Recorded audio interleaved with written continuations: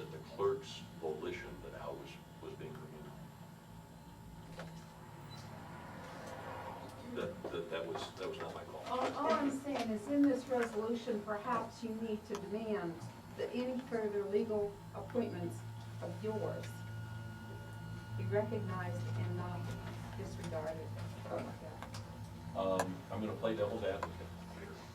I believe that they will say that a violation of election law was ongoing and that they were within their rights to do that. And the statutes that they will cite are the statutes dealing with disrupting an election. That's what they will argue. Well, there you had it, the GOP Boulder County, Colorado County meeting.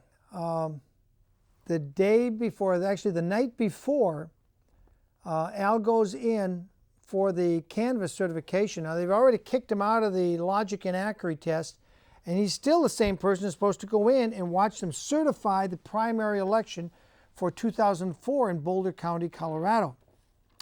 Well, they did let him in, but they would not let my cameras in, even though the Colorado law says that if they're allowed to one print media person and one radio television camera person. Now, what you probably didn't notice in that conversation I had with Mr. Leeds, and you're looking at the ceiling, you can see my public access identity badge hanging there. That became a bone of contention because the election clerk or deputy clerk, or whether it was Linda S. somewhere home calling in plans on how to do things, they brought down the detectives from the Boulder, Colorado, and they seized my identity badge, which was from San Luis Obispo County, where I used to do a 1/2 hour show version of On Second Thought. And I did it there for like 6 months or more. And they still replay my shows down there in San Luis Obispo County, California. So anyway, the police tell me they're seizing my badge because they called that place that had the phone number on. I gave it to them. And they said, take my badge. Now, what this did is then they said, now you have no media badge. You have no right to have a camera in there. And they would not let my camera in spite of the law in Colorado, which said you're entitled to one print media person and one television camera person. So now there was only the print media person the next day. So I'm going to take you back to hear a little more of the GOP meeting. It got very interesting and it got very long, and then we'll be back in a few minutes. Recognize Al Cole was first. Al. Great. Hi. I can talk or I can answer questions either way. Maybe I can give you a little framework. I went to the logic and accuracy test first on July 30th. We had asked months earlier when this test was going to be scheduled, and we got no response. So we asked numerous times. We also asked what the ground rules were for the test, and in particular, we were very interested to know what was going to be counted as a vote and what was not going to be counted as a vote. In other words, we were using a new voting technology that hadn't been used before in Boulder County. So when we took a ballot, there are a lot of things that crazy voters do when they vote. I mean, it says right here, fill in the square. You're supposed to fill in the square and don't go out of the lines. Well, voters go out of the lines. Voters also X. Voters check mark. Voters circle. Voters do a lot of crazy things, you know. So we wanted to know what was a vote. They said, we're not going to have any rules about what a vote is. The federal law requires that when you look at a ballot, when a group of people look at a ballot, and you can tell what the voter was trying to say, you got to do what that thing says. Boulder County doesn't. Their system cannot, and it doesn't. That's a problem. So I wanted to amplify certain things about their system, like the fact that if you circle a candidate and fill in this one, that this vote will not be counted in the Boulder County system. Now that's a problem. It's a problem with federal law. It's a loss of votes to Bush, perhaps.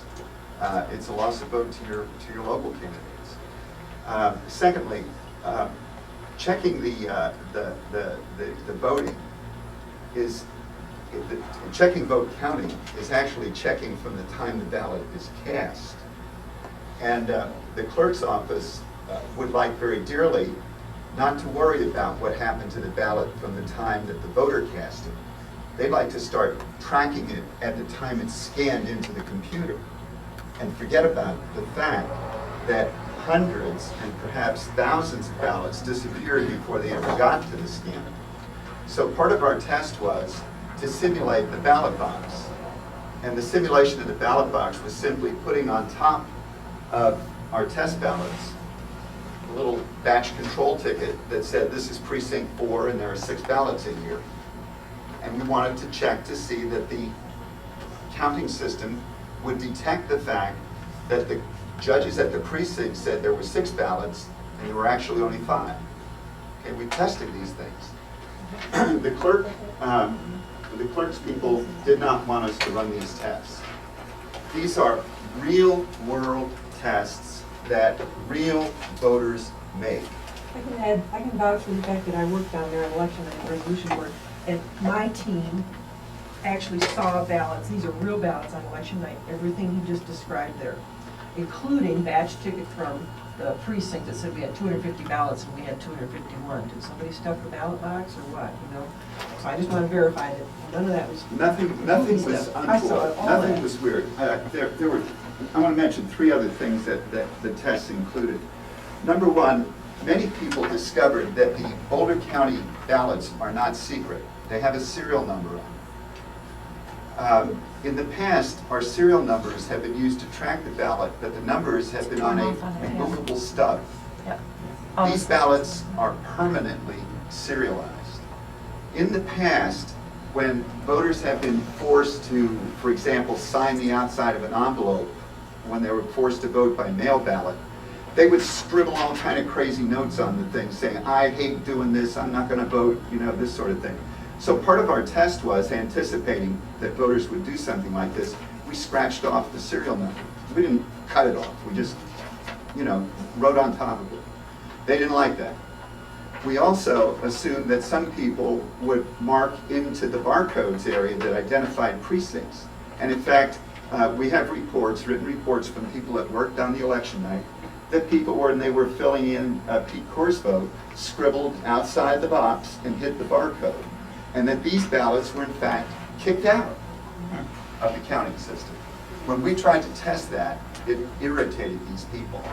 Our conclusion, my conclusion if you will, is that they were trying to force me to write a test that the machine could pass in order to perpetrate a fraud on the public. Their position is not documented. They have refused steadfastly to define what it is that I did wrong. So when I went on the 30th with my set of tests, the first thing they said is I couldn't have batch tickets. They weren't going to do that. And they made me remove the batch tickets, and then they started getting all upset about the way the ballots were marked and stuff like that. Now these are by law secret ballots. Well, people, that's Al Kolwitz explaining exactly in minute detail what he was trying to accomplish at the logic and accuracy test that they threw him out of because, and the funny part was the Democrat then appointed their own Republican chairman, and they'd done this in prior elections. They kick out the official Republican watcher and appoint their own. Get this, the Democrat elected clerk then picks a Republican to be the watcher. And for all you know, it could have been a Democrat who just switched parties and re-registered Republican so they can technically be the Republican watcher. Such shenanigans.